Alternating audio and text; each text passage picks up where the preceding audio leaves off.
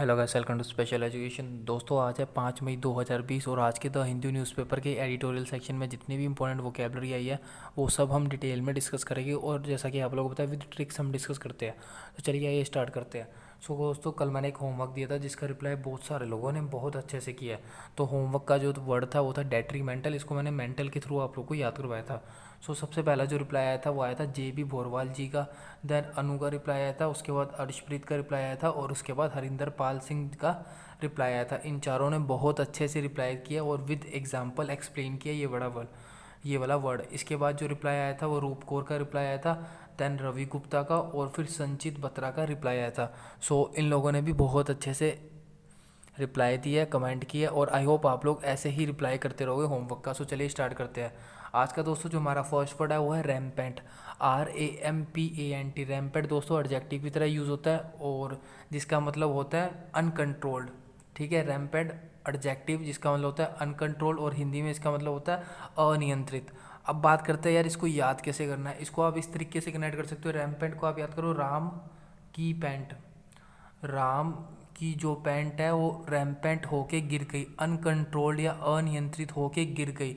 इस तरीके से याद करो। राम कोई बंदा था और उस बंदे की पैंट रैम्पेंट होगी, अनकंट्रोल होगी और गिर गई। इस तरीके से आप कनेक्ट कर सकते हो।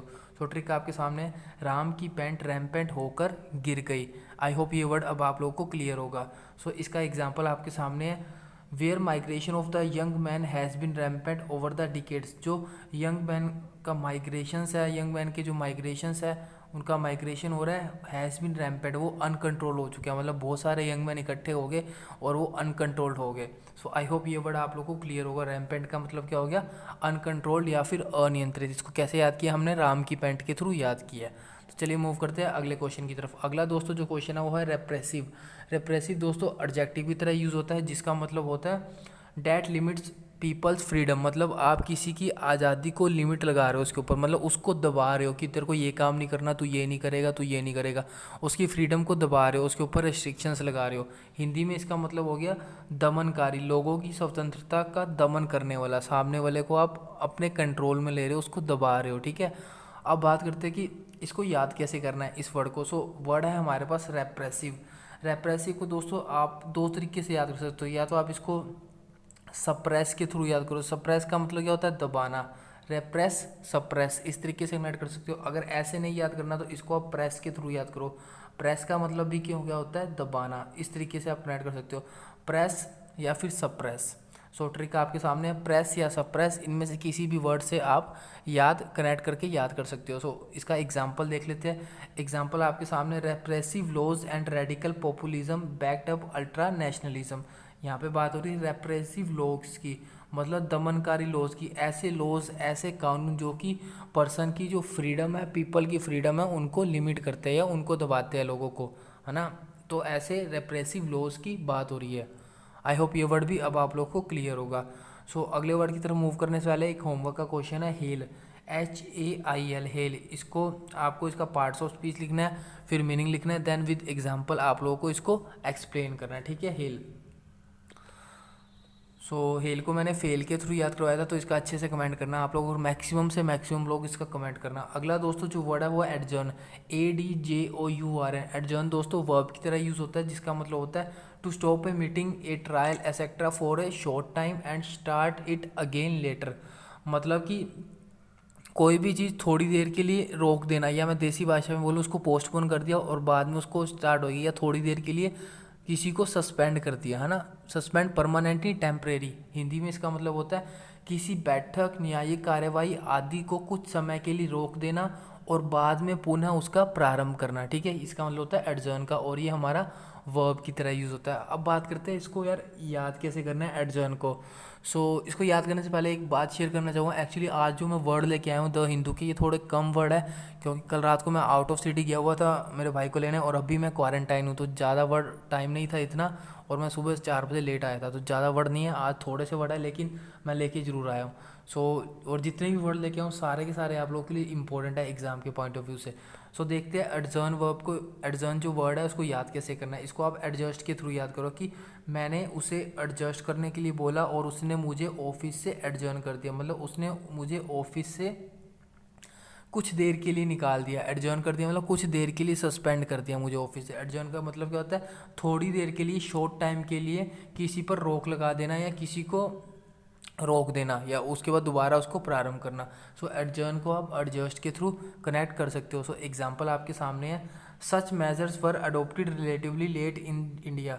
ये जो मेजर्स लिए गए मतलब लॉकडाउन की बात हो रही है, ये इंडिया में लेट अडोप्ट किए गए with politician initially reluctant to even adjourn legislature. But जो पॉलिटिशियन है उन्होंने स्टार्टिंग में ये जो एडजर्न लेगिस्लेचर है मतलब लेगिस्लेचर हमारे सस्पेंड करने की बात हुई थी, उसके लिए पॉलिटिशियंस ने मना कर दिया था, रिलेक्टेंट थे, एग्री नहीं कर रहे थे लेगिस्लेचर को एडजर्न करने के लिए, मतलब थोड़ी देर के लिए सस्पेंड करने के लिए। सो यहाँ पे इसका मतलब यहाँ यूज़ हुआ है। एडजर्न याद रखना वर्ब की तरह यूज़ होता है, जिसका मतलब होता है थोड़ी देर के लिए, शॉर्ट टाइम के लिए किसी चीज़ को स्टॉप कर देना और बाद में इसको दोबारा से स्टार्ट कर देना। अगला दोस्तों जो वर्ड है वो है कोडलिंग, CODDLING। कोडलिंग दोस्तों वर्ब की तरह यूज होता है, जिसका मतलब होता है पैम्पर, और हिंदी में इसका मतलब होता है पैम्पर। आप लोगों को पता होगा, आप लोगों ने पैम्पर की एड्स देखी होगी बच्चों की। सो वो पैम्पर का मतलब होता है प्यार करना, लाड प्यार करना, पुचकारना छोटे छोटे बच्चों को। पैम्पर का मतलब ये होता है, हिंदी में इसका मतलब हो गया लाड प्यार करना। सो अब देखते हैं इसको याद कैसे करना है। कोडलिंग दोस्तों आप याद करो कडलिंग, CUDDLE, कडल या फिर कडलिंग। कडलिंग सबको पता होगा आई थिंक। कडलिंग का मतलब ये होता है कि एक तरीके से प्यार करना या गले मिलके सोना, एक तरीके से प्यार करना ना, लाड प्यार करना, बच्चों को अपने कडल करते हैं। तो कडल वर्ड आई थिंक सब ने सुना ही होगा, और कोडलिंग का सिनोनिम ही है कडल, ठीक है। तो कोडलिंग को आपको कडल के थ्रू याद करना है, ठीक है। कडल मतलब आप लोगों ने बहुत मूवीज़ वगैरह में सुना होगा यार, बहुत कॉमन वर्ड है। तो कडल को आपको, कोडलिंग को आपको कडल के थ्रू कनेक्ट करके याद करना है। इसके एग्जांपल देख लेते हैं न्यूज़पेपर की कटिंग का। The coddling of the middle class and neglect of the majority under class. So तो यहाँ पे बात हो रही है coddling of the middle class, मतलब मिडिल क्लास को तो कोडलिंग कर रहे हैं, मतलब उनको प्यार वगैरह कर रहे हैं, और जो अंडर क्लास की मेजोरिटी पीपल्स है उनको नेग्लेक्ट किया जा रहा है, ठीक है। मिडिल क्लास को कोडलिंग किया जा रहा है और अंडर क्लास की जो मेजोरिटी पीपल है उनको नेग्लेक्ट किया जा रहा है। तो यहाँ पे कोडलिंग का मतलब यूज़ हुआ। आई होप ये वर्ड भी अब आप लोग को क्लियर होगा।